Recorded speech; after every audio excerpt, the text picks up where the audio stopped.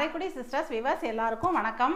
இன்னைக்கு நம்ம ஒரு வறுத்து அரைச்ச நாட்டுக்கோழி குழம்பு தான் செய்ய போகிறோம். அது இட்லி, தோசை, சாதம் எல்லாத்துக்குமே ரொம்ப சூப்பராக இருக்கும். நீங்கள் இப்போ தான் நம்ம சேனல் ஃபஸ்ட் டைம் பார்க்குறீங்கன்னா சப்ஸ்கிரைப் பண்ணிவிட்டு பக்கத்தில் இருக்கிற பெல்லை கிளிக் பண்ணிடுங்க. இந்த வீடியோ உங்களுக்கு பிடிச்சிருந்துச்சுன்னா ஒரு லைக் கொடுத்துருங்க. வாங்க இப்போ எப்படி செய்கிறதுன்னு பார்க்கலாம். 1 கிலோ நாட்டுக்கோழி எடுத்து நல்லா க்ளீன் பண்ணி அவங்களே நல்லா க்ளீன் பண்ணி கொடுத்துட்டாங்க. இருந்தாலும் வீட்லேயும் வந்து ஒரு தடவை மஞ்சத்தூள் போட்டு நல்லா கழுவி க்ளீன் பண்ணி வச்சுருக்கேன். ஃபஸ்ட்டு அதை வேக போட்டுறணும். அதுக்கப்புறம் தான் மசாலாலாம் அரைக்கணும். நம்ம இதை ஃபஸ்ட்டு வேக போட்டுடலாம். ஃபஸ்ட்டு சிக்கன்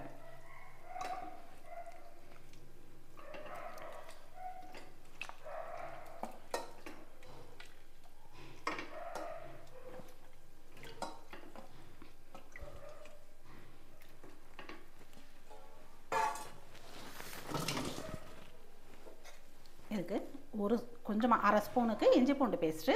நம்ம வதக்கிறதுலையும் வதக்க போகிறோம், அதனால் தேவையில்லை. கொஞ்சம் மஞ்சள் தூள், இது மட்டும்தான் சேர்த்து வேக வைக்க போகிறோம். 1 ஸ்பூனுக்கு மஞ்சள் தூள் போதும். கொஞ்சம் உப்பு,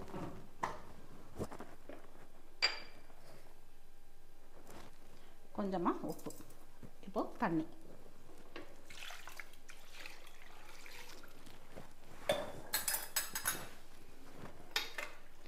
ஒரு 4 விசில் விட்டு எடுத்துடலாம். ஏன்னா இது கொஞ்சம் சட்டியில் வேகிறதுக்கு லேட் ஆகும். இன்னும் கொஞ்சம் தண்ணி சேர்த்துக்கிறேன்.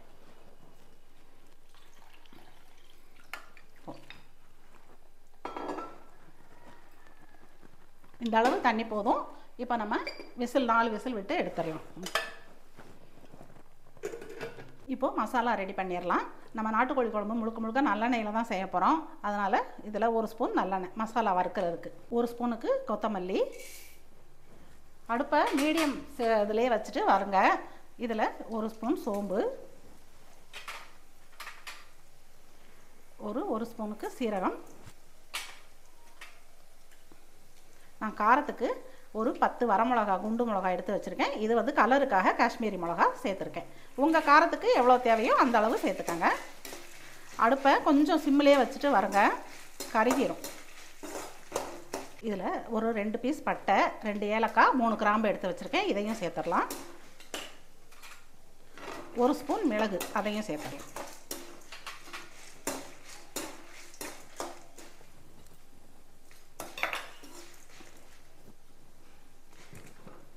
இதில் இந்த 2 பீஸ் இஞ்சியும் நம்ம ஒரு 7-8 பல்லு பூடு எடுத்து வச்சுருக்கேன். இதையும் சேர்த்துக்கலாம். ஒரு 100 கிராம் சின்ன வெங்காயம், இதையும் சேர்த்துக்கலாம். இதையும் சேர்த்து வதக்கிட்டு தக்காளி மட்டும் கொஞ்சம் நேரம் கழித்து சேர்த்துக்கலாம். சின்ன தக்காளி 3 தக்காளி கட் பண்ணி வச்சுருக்கேன். இதையும் சேர்த்துக்கிறேன். இந்த நாட்டுக்கோழி குழம்பு நம்ம பொடி போட்டு எப்பவும் செய்கிற மாதிரி செய்கிறத விட இந்த மாதிரி வறுத்து அரைச்சி செஞ்சு பாருங்கள், ரொம்ப சூப்பராக இருக்கும். அதுதான் நல்லாயிருக்கும் நாட்டுக்கோழி குழம்புக்கும். மல்லி வந்து நான் 1 டேபிள் ஸ்பூன் சேர்த்துருக்கேன், அதை சொல்ல மறந்துட்டேன். மற்றது எல்லாம் 1 டீஸ்பூன். இதை நல்லா வதக்கிடலாம். லாஸ்ட்டாக கசகசா சேர்த்துக்கலாம். இது 3/4 அளவுக்கு வதங்கிடுச்சு மசாலா. இதில் நம்ம கொஞ்சம் கருவேப்பிலை இதை சேர்த்துடலாம். ஒரு அரை ஸ்பூன் கசகசா, இதையும் சேர்த்துடலாம். சேர்த்துட்டு 2 வதக்கிட்டு ஆஃப் பண்ணி ஆற வச்சிடலாம். லேசாக 2 பரட்டுனா போதும். இப்போது இதை ஆஃப் பண்ணிவிட்டு நல்லா ஆற வச்சுட்டு நைஸாக அரைச்சிடலாம். நம்ம மசாலா நல்லா ஆறிடுச்சு. இப்போ நம்ம அரைச்சிடலாம். நைஸ் பேஸ்ட்டாக அரைக்கணும். இப்போ வெந்துருச்சு, நல்லா வெந்துருச்சு, மலர்ந்துருச்சு, நல்லா சூப்பராக வெந்துருச்சு. இப்போது நம்ம குழம்பு தாளிச்சிடலாம். நம்ம 1.5 குழிக்கரண்டிக்கு நல்லெண்ணெய் ஊற்றிக்கலாம்.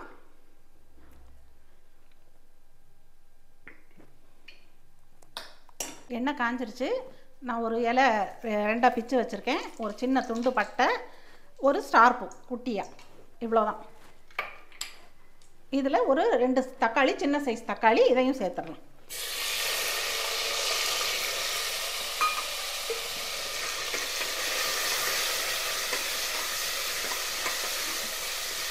தக்காளி வதங்கட்டும். நான் மசாலா அரைச்சிட்டேன். மசாலா நல்லா நைஸாக அரைச்சிட்டேன். இந்த அளவு அரைச்சிருக்கேன். இப்போது தக்காளி வதங்கினதுக்கப்புறம் நம்ம மசாலா சேர்த்துக்கலாம். தக்காளி முக்கால் அளவுக்கு வெந்துருச்சு. இப்போ நம்ம இதில் மசாலா சேர்த்துடலாம்.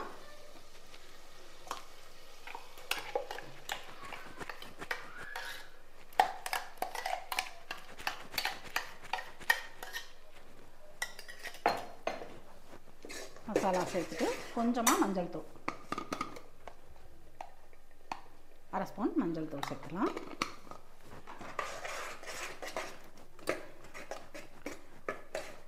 சிக்கன் வேக வச்ச தண்ணியவே நம்ம மிக்சியில் சேர்த்து அலசிட்டு ஊற்றிடலாம். கொஞ்சம்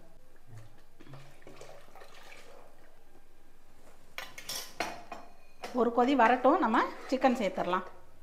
குழம்பு நல்லா கொதிச்சிருச்சு.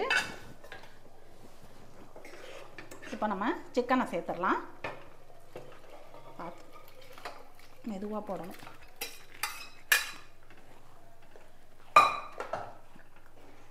குழம்புக்கு தேவையான தண்ணி. இந்த குழம்பு கொஞ்சம் தண்ணியாக இருந்தால் தான் நல்லாயிருக்கும். இன்னும் கொஞ்சம் தண்ணி ஊற்றிக்கலாம்.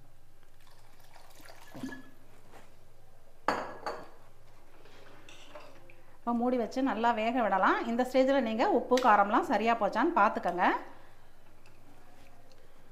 நம்ம கோழி குழம்பு ரெடி ஆயிடுச்சு. பாருங்க, நல்லா எண்ணெயெல்லாம் பிரிஞ்சு நல்லா வந்துருச்சு. இந்த அளவு தண்ணியாக வச்சுருக்கேன். நான் இட்லிக்கு தான் வச்சுருக்கேன். இப்போது நம்ம மல்லி இலையை தூவிட்டு ஆஃப் பண்ணிடலாம்.